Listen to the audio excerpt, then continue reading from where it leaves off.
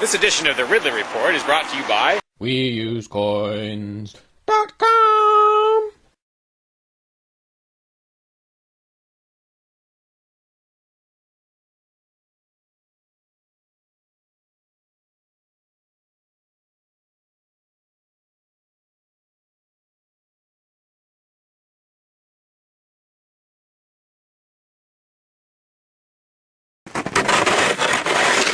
When I was out there a couple years ago, I tried to do a video. I got rid of some of the ice and did a little video about it, suggesting maybe that I shouldn't be the only one.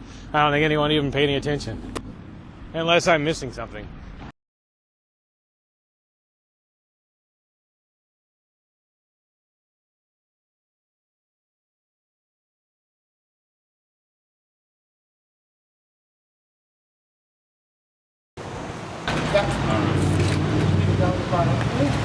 Yeah, Free Staters are always saying more Mayberry, less Fallujah.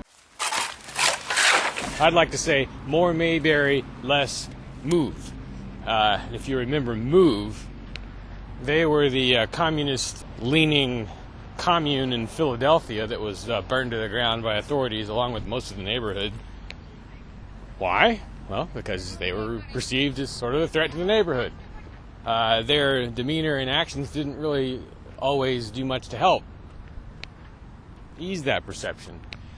Initiation of property tax resistance. Simply put, I bought this land here under the impression that I own it. It should be accompanied by and thus associated with some sort of improvement to the neighborhood.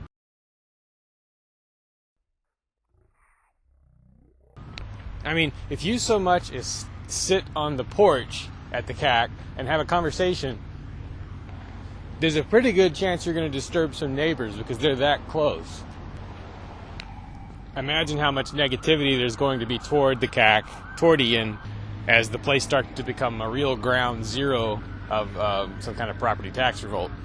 Because a lot of things will probably have to be done at or near the CAC to harden it in some way against the authorities. Once that 3-year mark is crossed and the place can be seized, there's going to have to be quite a few people there at all times so that when they come for it, the maximum stink can be raised. But again, it's in such a residential neighborhood that the stink is going to be a double-edged sword. My expectation would be that on the day they come for the house, the authorities will impose... Well, actually, before they even take it, they may impose an exclusion zone, which bans any number of people from being at the house. On the day they take it, they will probably block roads leading to it. The way you handle that, maybe, would be to create scenes of some sort at each of the roadblocks, or to occupy some piece of town property in response, peaceably, expecting to be dragged out of there.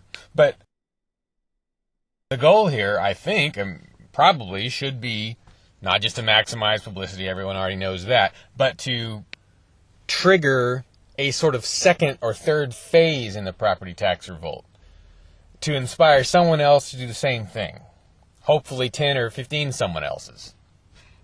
Now, if Ian and company have set different goals, fine. But what exactly are the goals? I mean, there should be clearly defined objectives.